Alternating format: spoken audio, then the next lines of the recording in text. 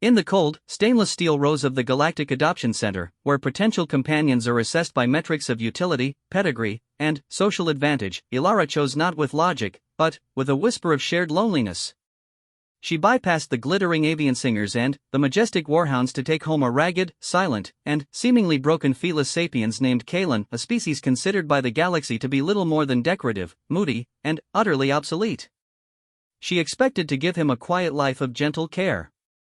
She never imagined that in choosing the universe's most rejected creature, she was signing up to become the pivotal figure in a silent, centuries-long war, and that the softest purr would one day shake the foundations of empires. The fluorescent lights of the Galactic Adoption Center on Waystation Sigma hummed with a sterile indifference. The air carried the faint, clean scent of ionizers and the soft, synthesized chirps of more desirable species. Ilara moved through the pristine rows of enclosures, her heart a heavy, lonely weight in her chest. She was a xenobiologist, her life spent in the quiet observation of life, yet her own existence had become a hollow echo after her research grant was cut and her partner left for the core systems. She passed magnificent creatures. A crystalline avian singer refracted light into rainbows, its song promising mental tranquility. A juvenile warhound from Carthax stood at proud attention, its scaled hide rippling with latent strength, a status symbol for mercenaries and diplomats. Each came with a glowing holo display listing virtues, loyalty coefficients, intelligence quotients, protective instincts. At the very end of the row, in a dimly lit corner near the recycling units, was a smaller, plain enclosure. The holotag flickered, half-broken. It read, Felis sapiens, domesticus variant. Designation, Kalen. Notes, non-vocal. Low social responsiveness. Displays inert psi-dampening field. Not recommended for companionship or utility. Scheduled for behavioral recycling. Inside, curled on a bare shelf, was a being that looked like a large, if terribly thin, earth cat with longer limbs and sleek, gray-blue fur that was patchy in places. His eyes, when he briefly opened them, were the color of tarnished silver, holding not a spark of curiosity, only a depth of weary resignation. He didn't meow or approach. He simply existed, a silent void in the cacophony of life seeking a home. The attendant, a bored Volucrian with iridescent feathers, fluttered over. That one? A mistake, really. The Felis sapiens line was a failed uplift. They have minor telepathic empathy, but it's unfocused, more a nuisance than a tool. That one's field is so strong it registers as a null. Dampens ambient psychic energy. Makes people uneasy.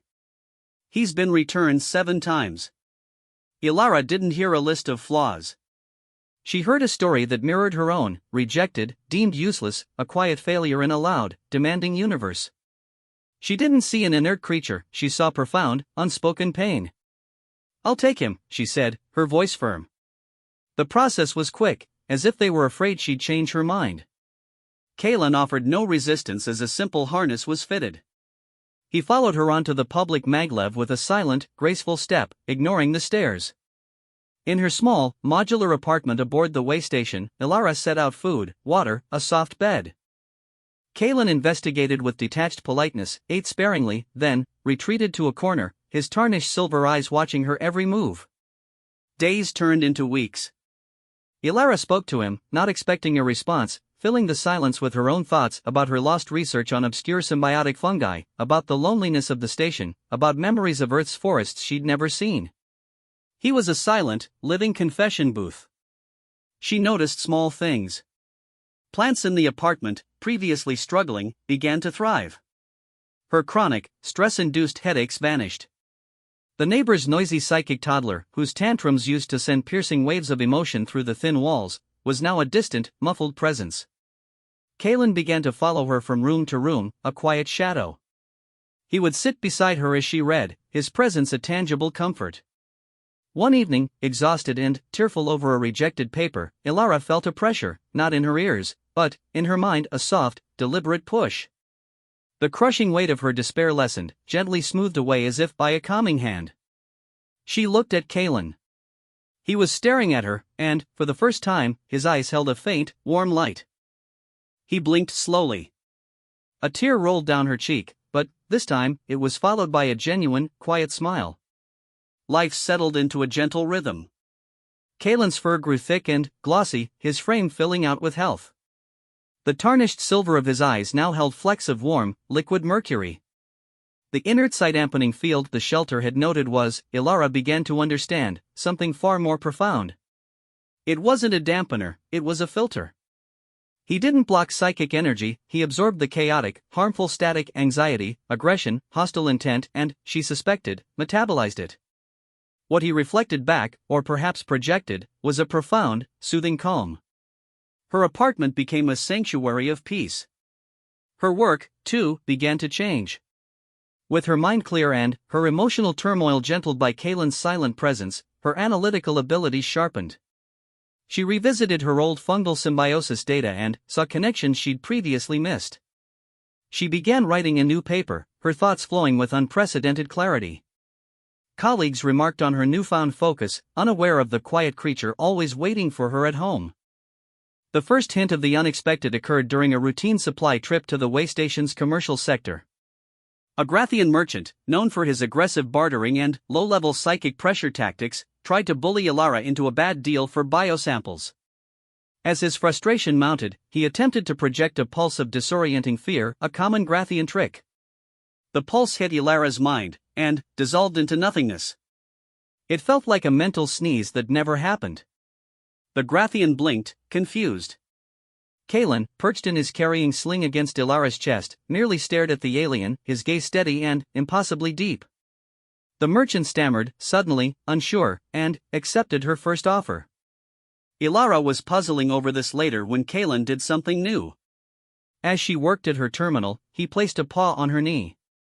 A flood of intention, not words, but pure concept, washed into her, an image of the Grathian psychic sting, followed by an image of a complex, shifting mental shield around herself, and then, a simple, clear feeling of protection. It was direct, empathic communication. She gasped. "That was you? You shielded me?" Kalen blinked his slow, deliberate blink, a confirmation. The revelation was staggering. The Felis sapiens weren't failed uplifts. They were over-engineered. Their empathy was a highly advanced, defensive psychic organ. They weren't pets, they were symbiotic protectors, evolved or designed to guard a partner from mental harm. But, in a galaxy that valued offensive power, blatant utility, and loud obedience, a subtle, defensive, and choosy creature was seen as a reject. Kalen had chosen her as much as she had chosen him, waiting for a mind that sought not to use, but to understand. Their bond deepened into a true partnership. Kalen began to communicate more frequently through empathetic bundles, warnings of a hostile stare across a crowded gallery, projections of calm during a stressful lab incident, even sharing his own sensory enjoyment of a patch of sunlight. Ilara's new paper was accepted with high praise, reigniting her career. She felt, for the first time, truly and completely at peace, guarded by a silent, majestic sentinel. The peace shattered with a priority alert. An unscheduled Galactic Council cruiser, the Judicator, had docked at Waystation Sigma. Its purpose, to apprehend a dangerous psychic anomaly flagged by routine scans. That anomaly was Kalen. When the armored Council agents, their minds barricaded behind official-grade psi dampeners, arrived at her door, Ilara's blood ran cold. Their leader, a stern Taurian, displayed a holowarrant. By order of the Galactic Council, Uplifted Species Bureau, we are here to confiscate the unregistered, Class 3 psychic entity known as Kalen. The Felis sapiens line is deemed unstable and scheduled for permanent sequestration. Ilara stood her ground, Kalen a still, silent presence behind her legs. He's not unstable. He's empathic, a protector.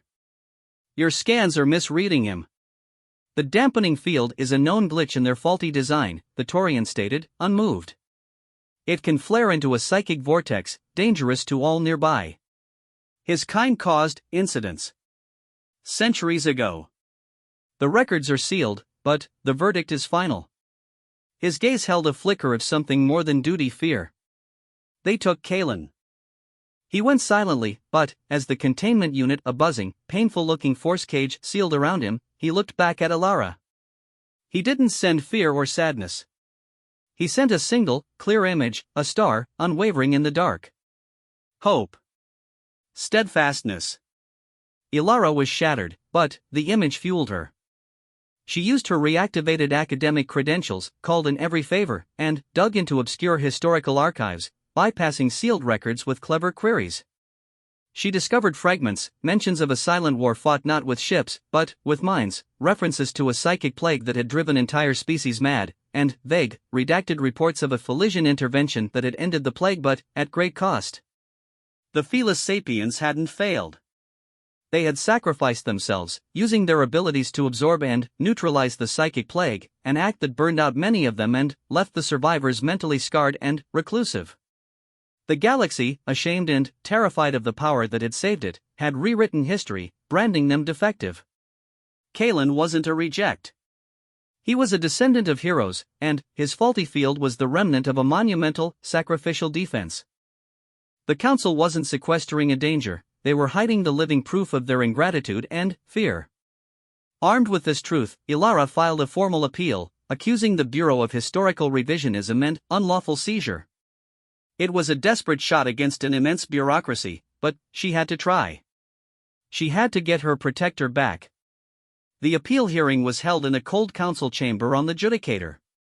The panel of 3 alien judges listened with impassive faces as Ilara presented her findings, her voice trembling with passion but steady with conviction.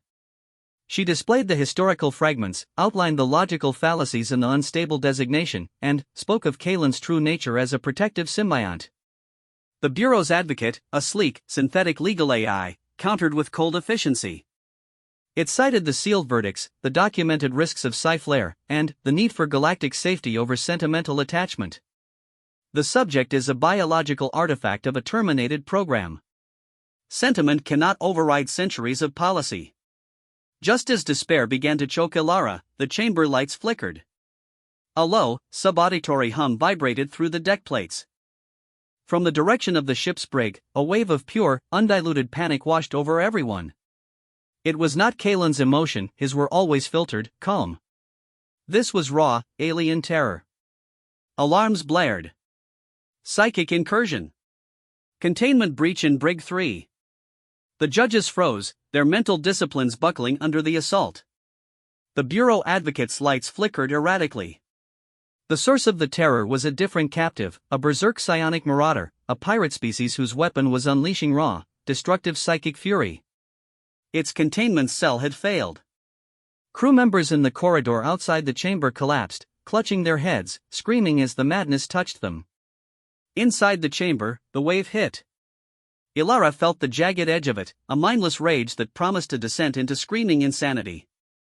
But, before it could take root, it softened, frayed, and dissipated. Around her, Kalen's presence unfolded in her mind like a shield of woven sunlight. He was there, in the corridor, having somehow escaped his cage. He stood between the advancing marauder and the chamber door, a small, gray-blue figure against a storm of psychic fury. The marauder, a hulking brute, focused its attack on this new obstacle. A visible distortion, a shimmer of hate, slammed into Kalen. Kalen didn't flinch.